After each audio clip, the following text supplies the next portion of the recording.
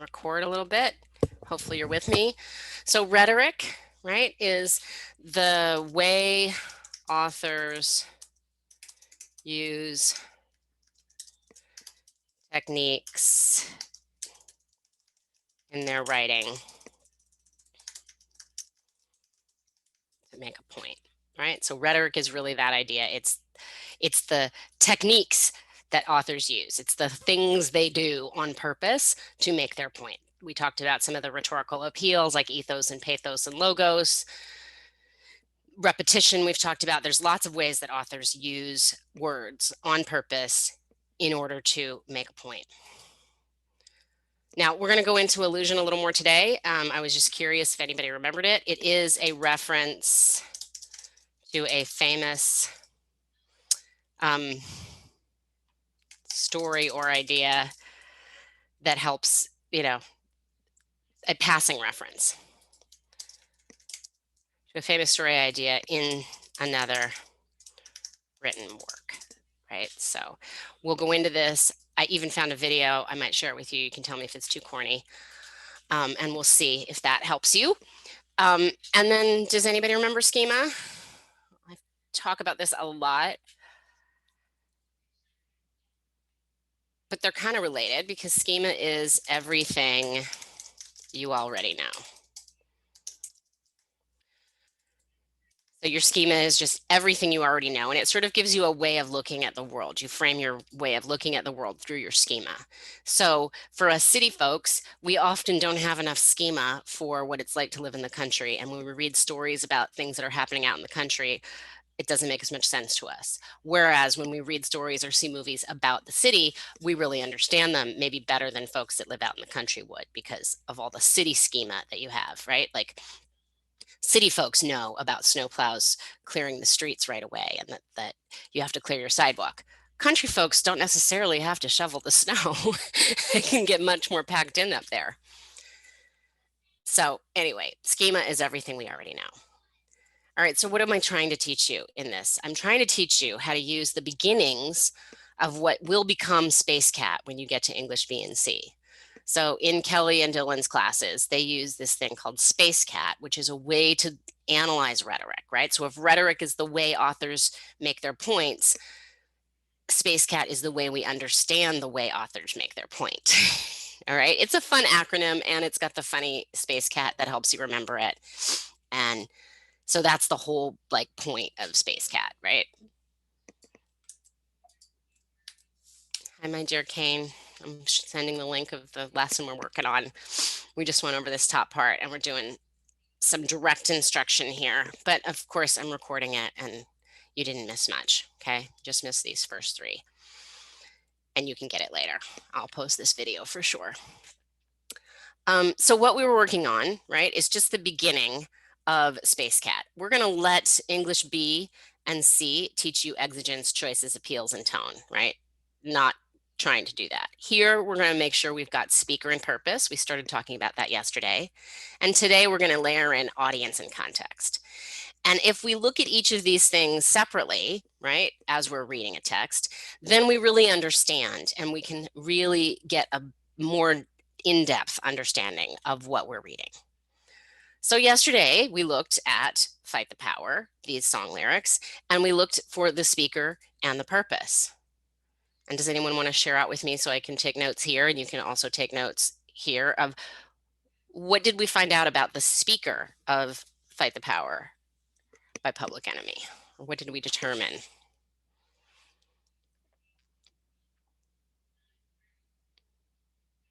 And again, that was right here in this one that we were doing yesterday. And so, I can just take some work and look, what did we find out? I know you were just working on it, so see what we found out. Well, we determined, right, that it's called Public Enemy. They're rapping about how they're going against the law, and there's a lot of stuff we don't know about them, right? So if we're looking at this, what do we know? We know that they're a rap group. We know they're from New York. We could tell that by the video, right? The video set in New York. And we know that they're Black men. And does that give a particular way of looking at the world? For sure. You're going to have, so, you know, absolutely. They look at the world through the eyes of young Black men who are often discriminated against. Is that the right word? By authority figures. Now, remember, this is also 1989, so we're going to get to some context later because that will be important, that will impact this, what makes a speaker a speaker, because the 1980s were no joke. That's when I came up. All right, we talked also about the purpose, right? And we looked at here, the questions are like, is it to inform or to persuade, or what is he trying to do here? So what do we think? This song has a purpose? Yes, exactly. It's a rallying cry. It's an anthem to motivate and inspire people to get informed and go against authority. So it is literally a call to action to fight authority and fight power. Now we're going to take a look at this again, and we're going to do it through a different lens. We're going to read these lyrics one more time, and we're going to try and answer these questions, right? So who is the actual audience of this text? Who was going to see it? Who was supposed to see it? What was the intended audience? Who were they talking to? And what did the speaker assume about their audience, right? What did they assume was true about their audience? And how does that impact what they say and how they say it? Please feel free to chime in. Give me some thoughts. Recording for anybody who's not here. All right, so illusions are great. And I found a, oh, where is it? Illusions. Here we go. I found a vocabulary. So as long as we're studying hip hop, I want to see what you guys are thinking. Let me make sure my shared screen is ready to optimize video. We'll watch this vocabulary video about what illusions are and let me know if that makes sense. Illusions, what? I mean illusions, illusions, what? We mean illusions, illusions, what? We mean illusions. Illusion is an indirect reference from an artist to another work of art. To spot the illusion, you'll need prior knowledge. Let the homies know you're smart. They always add a new layer to the text, so get ready, okay, let's flex.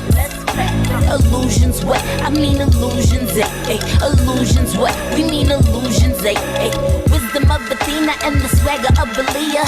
Smile of Mona Lisa, Queen of Sheba on the... I have a subscription. What are you talking about? No, I have one. It's just not playing. All right. Go back to this. Because I'm not going to go through all that drama. We'll do it later. Hopefully you're getting the idea, right? An allusion is a casual reference to a famous historical or literary figure or event. We use it all the time in hip hop constantly. So I found this quote by Roy Christopher. He said, one of the defining characteristics of hip hop music is the use of illusion. On his song Dumb It Down, Lupe Fiasco rhymes, I'm brainless, which means I'm headless, like Ichabod Crane is. In Washington Irving's The Legend of Sleepy Hollow, schoolmaster Ichabod Crane never actually loses his head. That honor lies with the Headless Horseman, but we let it slide, though. These references are flexible. No one flinches when Method Man grabs his Charles Dickens on Biggie's The What, right? Charles Dickens is a famous author, and it's a really raunchy song, so I can't play it in high school, but it's linked here if you want to listen to it, and it is a great song, great verses. This is the song that's currently on the radio all the time that I found that has an illusion in it. Do you know whose line this is and what the illusion is to? She said, tricks is for kids. She don't fall for the tricks. Anybody know what song that's from? I think I've heard of it, but I'm not I'm sure who it you've is. you have definitely heard this song. Like everybody on earth right now has heard this song. Here, I'll show you which song it is. We're going to look at this vocabulary video on illusions. I think I've got the right We account. mean illusions, illusions, what? We mean illusions, illusions, what? We mean illusions. Illusion is an indirect reference from an artist to another work of art. To spot the illusion, you'll need prior knowledge. Let the homies know you're smart. They always add a new layer to the text, so get ready, okay, let's flex. Illusions, what? I mean illusions, illusions, what? We mean illusions, Wisdom of Athena and the swagger of Aaliyah.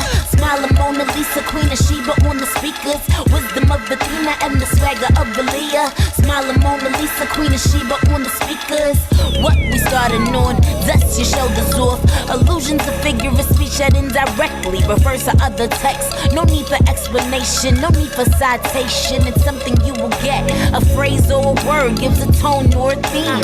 Call a pair Romeo and Juliet. What would it mean? It comes from popular works that you might have seen. From Bible to Shakespeare to mythology and even history. For sure the pop culture, music in the movies and the books illusions come from. Common knowledge, the writer just drops it, and now we pick it up with our collective conscience, right? Illusion is an indirect reference from an artist to another work of art. To spot the illusion, you'll need prior knowledge. Let the homies know you're smart. They always add a new layer to the text, so get ready, okay, let's flex. Illusions, what? I mean illusions, illusions, what? We mean illusions, Now you think you LeBron James of illusions? I'ma let you finish, don't get caught in the confusion. Opened up Pandora's box, now we Alice in the rabbit hole. And illusions make you dig in the plot. Not a quote like Hamlet's soliloquies. It's more like if I said I turned the other cheek. A Bible reference from when Jesus said to chill and not sweat it. So implicitly I said forget it. Illusions do depend on knowledge inside our minds. You're Nostradamus, so don't let it kill your vibe. But if you met your Waterloo, don't be a Scrooge. Just look it up and learn something brand new.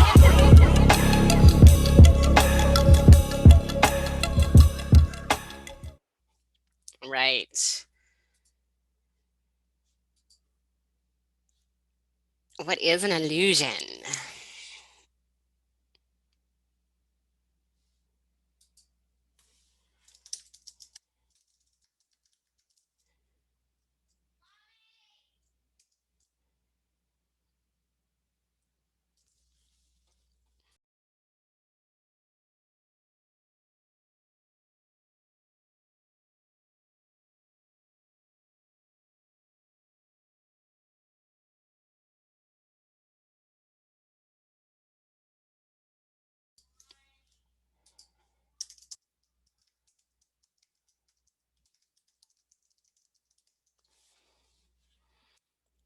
All right.